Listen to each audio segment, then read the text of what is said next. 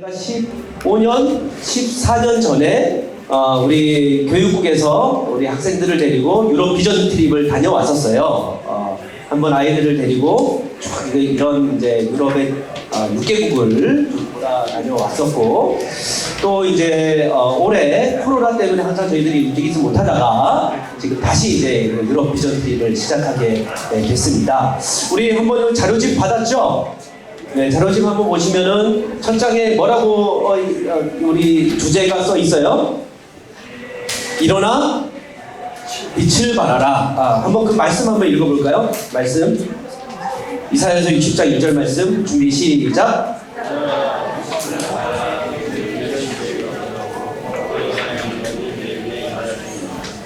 네, 하나님이 살아계십니다.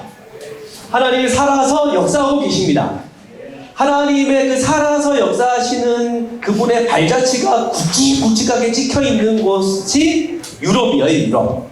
그래서 우리가 그 땅을 가서 하나님의 선교에 기나긴 그 역사를 우리가 보고 또 우리 안에 그런 비전을 갖는 시간을 가지려고 합니다. 우리 그 페이지 한번, 이 페이지 한번 넘겨보세요. 목적과 목표가 있는데 한번 목적을 한 목소리를 같이 읽어볼게요. 목적을. 자, 준비 시작.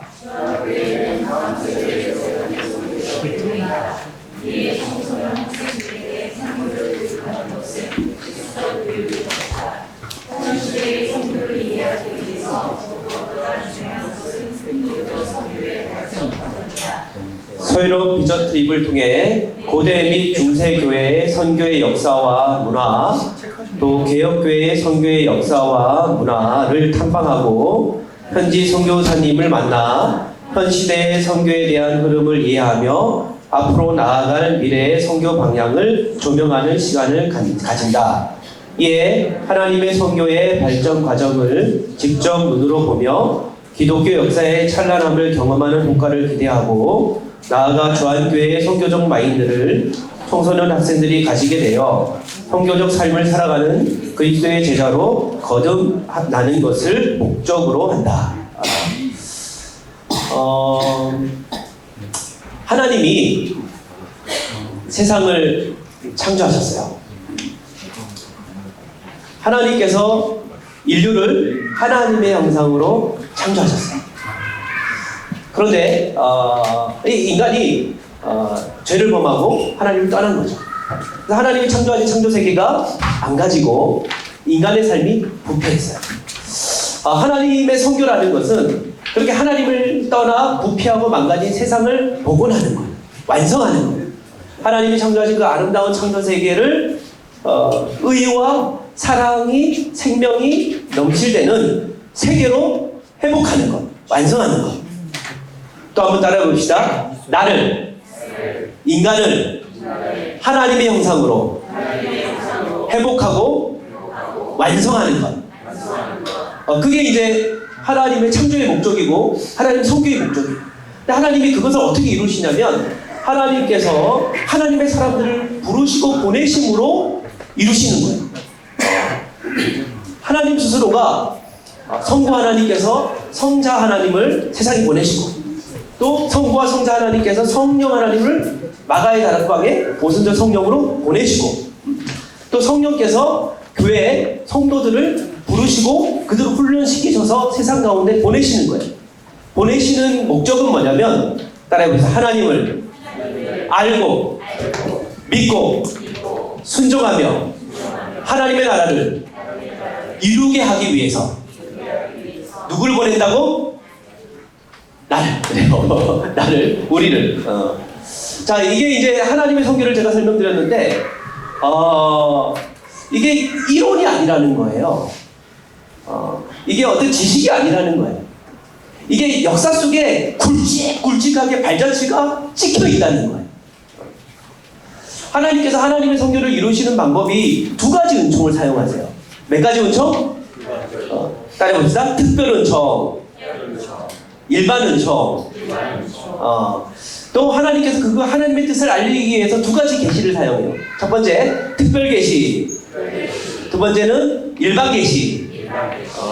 그러니까 일반 은총과 일반 계시는 성령 하나님께서 일반적으로 우리 세상 가운데 베풀어 주시는 은총이고 계신데, 우리가 인생을 살아가면서 우리가 만나는 모든 문화, 예술, 그리고 학문, 이 세상에 우리가 누리는 모든 것들, 일반적으로 이런 것들이 다 성령 하나님께서 우리를 세우시고 살리시고 우리를 통해서 하나님께로 나아가게 하기 위해서 하나님 베풀어 주신 은혜인 줄로 믿습니다.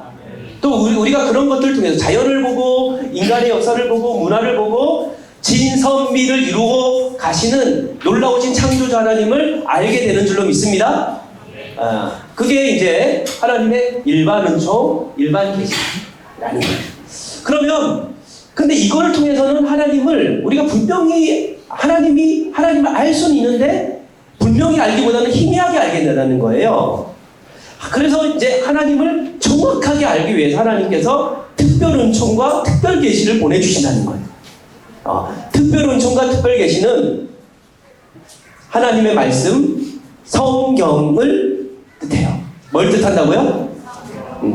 하나님께서 아브라함을 부르시고 아브라함의 자손들을 믿음의 자손들을 세우시고 그리고 또 예수님을 보내시고 예수님을 믿는 교회를 세우시고 교회의 역사를 이루어 가시는 하나님의 특별한 행위, 역사 속에서 하나님이 행하신 이 특별한 행위를 기록한 문서가 성경이고 또 교회의 2000년의 역사를 기록한 것이 신학이에요. 그러니까 하나님의 이 특별한 행위와 또 역사와 말씀을 기록한 이 모든 것을 따라해 봅시다. 특별 계시, 특별 은총. 자, 그럼 우리가 어디로 가죠 지금? 유럽을 가잖아요. 유럽을 우리가 가서 우리가 보는 것이 하나님께서 일반적으로 우리 세상 가운데 하나님을 알도록 보여주신 일반적인 그 은총, 그 문화를 보는 거예요. 이 문화를 우리가 한마디로 따라해볼까? 헬레니즘. 뭐라고요? 고대 그리스와 로마의 문화를 기초해서 서양 문화를 떠받치고 있는 한 기둥을 헬레니즘이라고 해요. 그 안에 이제 우리가 모든 것을 다 넣을 수 있을 거예요. 현대 과학까지 다 넣을 수 있어요. 헬레니즘. 그리고 하나님께서 그 일반적인 문화와 또 은총을 통해서 하나님을 알게 하시되 하나님을 더 정확하게 알기 위해서 특별한 은총을 우리에게 주셨는데 그 성경을 통해서 또 교회의 역사를 통해서 우리에게 보여주신 하나님의 그 특별한 은총을 우리가 한마디로 따라해 봅시다. 헤브라이즘. 하나님에 대한 신앙. 그러니까 유럽의 역사는 이 두 가지 이 기둥이 뒷받침해서 세워진 집과 같아요. 그래서 여러분들이 이제 유럽을 방문하고 그 현장을 돌아다니면서 하나님의 특별한 은총이 담겨있는 그 헤브라이즘 사상, 유일한 하나님에 대한 그 신앙의 현장을 보게 될 줄로 믿습니다. 그리고 그것을 둘러싸고 있는 유럽 문화의 헬레니즘, 진선미를 추구해 나가는 그 찬란한 문화의 흔적들을 여러분들이 함께 보게 될 거예요. 그래서 우리 친구들이 유럽에 우리가 가기 전에 먼저 많은 공부를 좀 했으면 좋겠어요. 뭘 하자고요? 공부. 따라해봅시다. 아는 만큼 보인다. 2000년의 기독교의 역사가 층층이 쌓여있기 때문에 아는 만큼 보이는 거예요. 아는 만큼. 우리가 이 유럽 현장을 찾아갈 때 우리가 가는 루트는 그래요. 초대 여러분들이 이제 성경을 통해서 교회가 세워지는 마가의 다락방 성령이 임하시고 초대 교회가 세워지는 그 현장을 성령을 통해서 교회 학교에서 배웠잖아요. 그 복음이 로마로 전해져요. 어디로 전해져요? 이탈리아 로마로. 그 로마가 이제 초대 교회, 고대 교회 이제 어떻게 보면 중심지 같은 역할을 하는데, 왜냐하면 거기에 이제 베드로의 무덤이 있기 때문에 그 로마 제국 안에 그 이탈리아 로마라는 곳이 이제 로마 제국의 이름이기도 하고 수도이기도 한데, 그 로마 제국에서 기독교인들이 엄청나게 박해를 받잖아요. 그 박해 현장을 이탈리아 로마에서 보게 될 거예요. 콜로세움에서 기독교 신앙을 포기하지 않기 위해서 짐승의 밥이 되고 그리고 검투사들의 칼에 목숨을 잃었던 그 현장을 보게 될 것이고 또 바울이 참수당하던 참수터를 보게 될 것이고 그 박해를 피해서 그 지하 감옥에 도망가서 거기서 나고 자고 먹고 하면서 하나님을 예배했던 그 지하 무덤 카타콤베를 여러분들이 방문하게 될 거예요. 그곳이 기독교의 이제 복음이 뿌려진 교회가 세워진 가장 큰 터전이고 그리고 난 이후에 이제 이탈리아 로마에서 한 번 더 올라가면 밀라노라는 도시가 있는데 밀라노는 로마 제국의 3세기부터 4세기의 수도였어요. 그것이 수도였기 때문에 바로 그 밀라노에서 칙령이 발표가 되는데 313년 물론 무슨 칙령이 발표가 됐죠? 기독교를 뭘로? 국교로 공인하는 밀라노 칙령. 그러니까 기독교가 이때까지 이 박해를 받다가 로마 제국에 의해서 밀라노에서 처음으로 아우구스토 대제에 의해서 밀라노를 기독교를 박해하지 않는 공인하는 그런 이제 칙령을 발표해요. 그 밀라노라는 바로 그곳에서 우리가 고대 교회의 파더 교구 중에 가장 위대한 분으로 알고 있는 성 어거스틴이 개종을 하고 그리고 거기에서 밀라노의 감독인 암브로시우스에게서 신학을 배우고 그리고 우리가 알고 있는 그 위대한 저서들을 교회에 제공하는 역사가 있는 그 현장을 또 여러분들이 보게 될 거예요. 그리고 그곳에서 좀 더 올라가면은 그 고대 교회를 지나고 난 이후에 중세를 지나면서 피렌체라는 곳을 중심으로 해서 상업이 발전이 되고 또 이슬람 국가 교역이 일어나면서 부가 많이 이제 만들어지고 그걸 통해서 고대의 그리스와 로마의 문화로 돌아가고자 하는 르네상스가 발흥이 되게 돼요. 르네상스는 근원으로 돌아가자는 운동인데 중세의 그 어떤 중세 천년의 교회 지배 아래서 뭔가 이렇게 억눌러 있던 그런 문화적인 자원들을 다시 한번 회복하자는 운동이 일어나게 돼요. 근데 그 현장을 여러분이 볼 뿐만 아니라 그런 르네상스의 그 영향 아래에서 기독교 또한 근원으로 돌아가자는 성경이라는 말씀의 근원으로 돌아가자는 종교개혁 운동이 일어나게 돼요. 그 종교개혁 운동이 일어나는 그 현장 가운데 가장 위대한 종교개혁자 칼빈이 종교개혁을 실시했던 곳이 제네바라는 곳이에요. 제네바. 스위스 제네바에서 우리가 칼빈의 기념교회, 그리고 개혁교회 기념박물관을 보게 될 거예요. 그리고 하이델베르크라는 이 도시는 당시 종교개혁 2세대의 팔찌 지방에 우리 장로교회 모태가 되는 종교개혁 운동가들이 총몰단처럼 모여서 아주 위대한 신앙 고백서들을 만들고 성시로 그렇게 만들었던 그런 현장들을 우리가 또한 보게 될 거예요. 또 프랑스에서는 프랑스 위그노 종교개혁지를 여러분들이 보게 될 겁니다. 이탈리아 로마로부터 시작이 되어서 프랑스에 이르기까지 교회가 세워지고 박해받고 그것을 이겨내고 발전하고 개혁되고 그리고 현재 선교까지 이루어지는 그 전 과정을 우리가 보게 될 텐데 우리는 일정상 우리가 항공료도 그렇고 우리가 일정을 구성할 때 역순으로 돌아가게 될 거예요.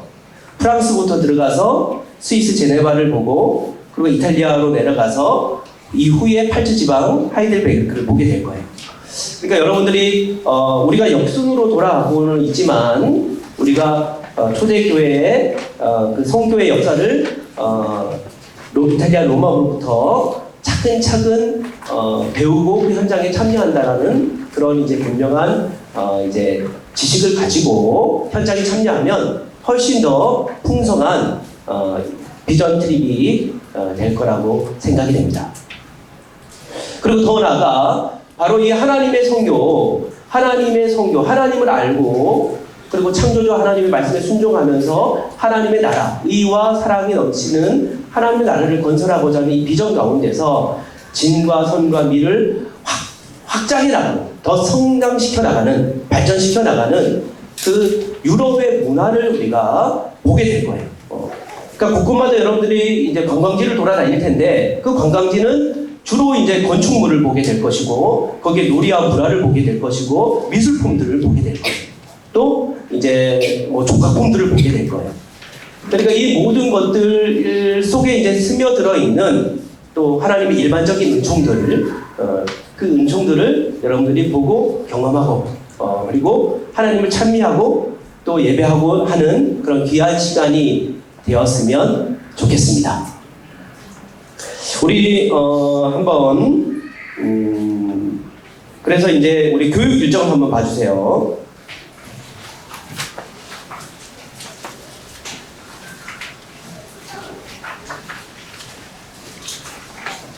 네, 오늘 1차 모임이죠? 네, 오늘 1차 모임을 진행을 하고 그리고 2차 모임부터는 이제 여러분들도 공부해 오시고 또 여기서 강의도 진행되고 그래서 우리가 따라해 봅시다. 아는 만큼 보고 보는 만큼 경험된다. 그러니까 아무 생각 없이 가면은 이게 참 비싼 비용 들이고 귀한 시간 내고 갔다 오는데 얻는 게 작을 수 있어요. 근데 많은 거를 알고 볼 준비를 하고 볼 수 있는 눈을 갖고 있으면 많은 것들이 나한테 자산으로 쌓일 수 있게 되는 거예요. 특히 우리 청소년들은 하나님께서 어떻게 생생하게 이 세계 가운데 역사하시는지 또 여러분들이 교과서에서 보고 있는 그 많은 미술품들과 건축물들 그리고 역사적인 현장들을 아는 만큼 보게 되고 경험하게 되는 거니까 그걸 기초로 해서 하나님의 성교에 대한 그 원대한 꿈과 비전을 여러분이 또 가질 수 있는 시간이기 때문에 많이 공부하고 또 현장에 와서 함께 동참했으면 좋겠어요. 2차 모임 때는 뭘 우리가 나누죠? 강의 1회는 뭐요?